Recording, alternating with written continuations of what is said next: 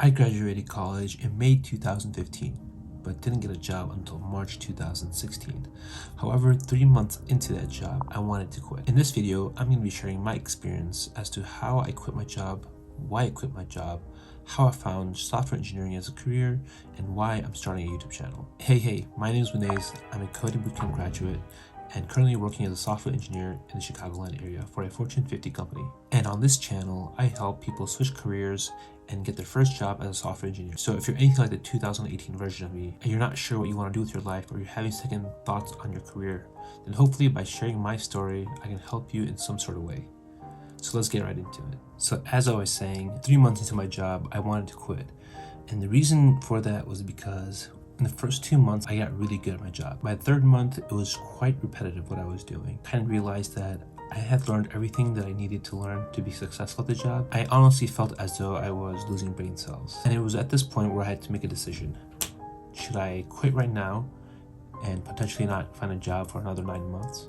Or should I stick it out for a year, get some experience on paper, and start applying for jobs after that? So I ended up going with the latter of the two options, thinking that, okay, at least I could get some experience and there isn't too long of a gap on my resume. However, that shot me in the foot, because at the end of that 1 year, when I started applying for other jobs, I had boxed myself into a particular role in that career that I was not enjoying. And whatever interviews I had were not sticking, because I had realized at that point I didn't learn any new marketable skills. And this led me to eventually quitting without really having a job lined up. But two things in particular happened that kind of changed my mentality, where I didn't care if I had a job before I quit. The first thing that happened was 6 months later, I got a promotion. And the promotion came with a compensation increase and a title change. But at the end of the day, my day-to-day would stay the same. I was still doing the same work, and I kind of realized, okay, I'm not gonna learn anything new. And I started thinking back to the year and a half I was there for. And for the majority of the time, I realized that I was just on autopilot, just kind of going through the motions. I used to dread Sunday afternoons because I knew the next day would be work, and I would have to go to work and just, go through the motions all over again for that week. And on Sunday nights, I would just go to sleep very late, like 2, 3 a.m. And I would try to maximize Sunday and that weekend as much as possible. And this is a phenomenon that is pretty common for people who feel like they don't have control in their life.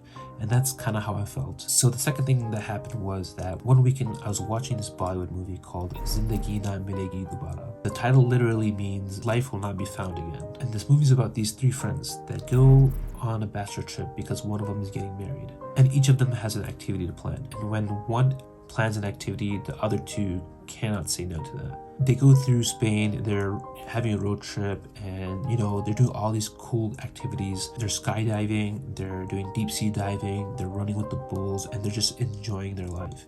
And I'm watching this movie and I'm sitting there, I'm like, whoa, that seems like such a cool thing to do. And I get really introspective while watching this movie. I'm thinking to myself, okay, what am I doing with my life? Why am I not, enjoying my life like these guys in this movie? And I started thinking to myself, I could literally be doing anything else with my life, but I'm going to work, pushing papers, and not really enjoying what I'm doing. And that's when I kind of decided, okay, I need to quit and figure things out, take some time to understand what I want and what I want my life to look like. And that's when I decided to actually quit. So I started planning for that day. I knew exactly 3 months before when I would quit, and I started saving up. Fast forward to my last day at work, I actually got a cake for my coworkers and boss. And on that cake, it said, "Sorry for your loss." And I think it was a total badass move on my part. Obviously, it was in good fun. My coworkers were laughing about it, they're joking, and my boss was really cool about it. And they were wishing me the best. So what's interesting about this cake that I got from my coworkers and boss is that it was more of a celebration for me. If you think about it, when you decide to quit your job that you're not really enjoying, there's a lot of emotions behind it. There's a lot of fear behind it as well. And you're thinking, okay, what's going to happen with me? What's going to happen with my life?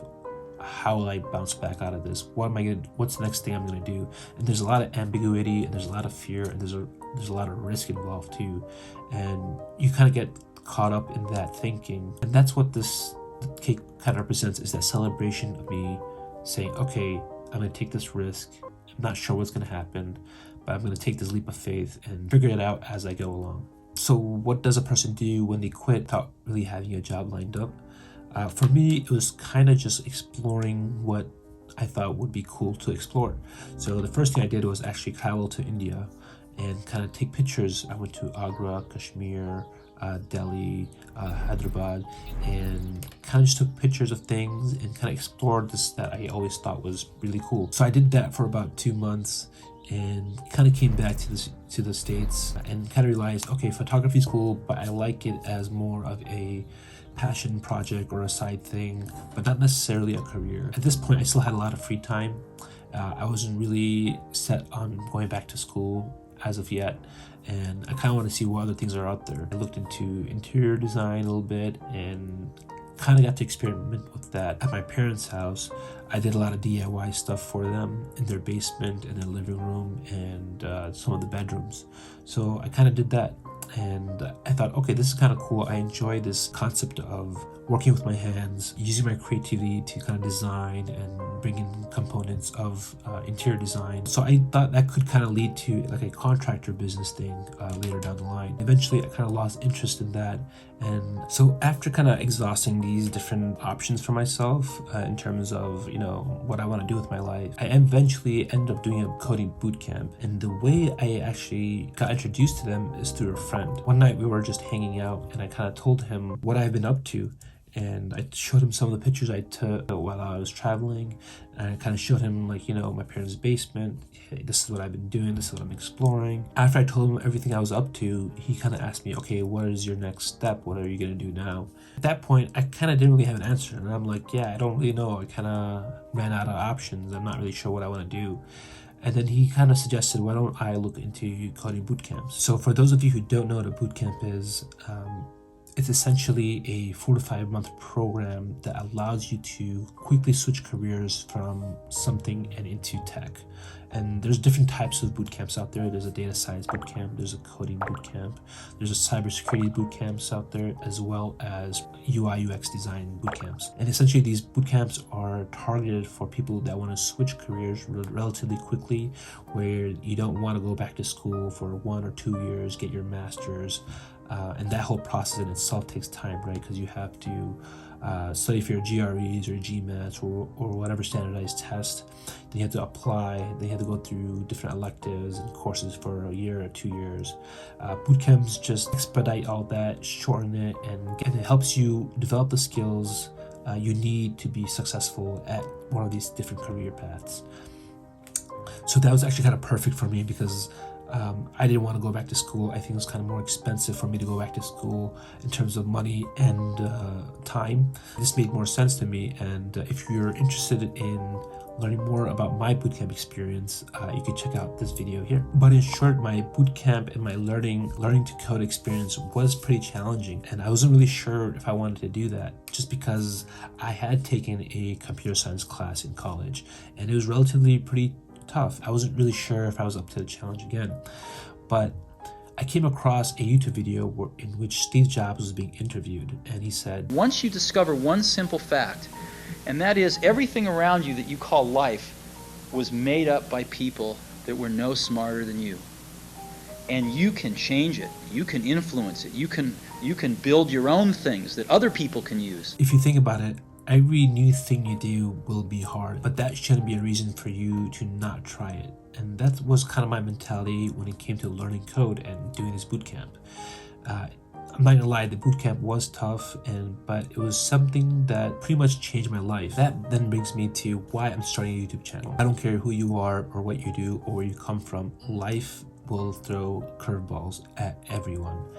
For me, it just so happened to be when I graduated college, it took me 9 months to get a job.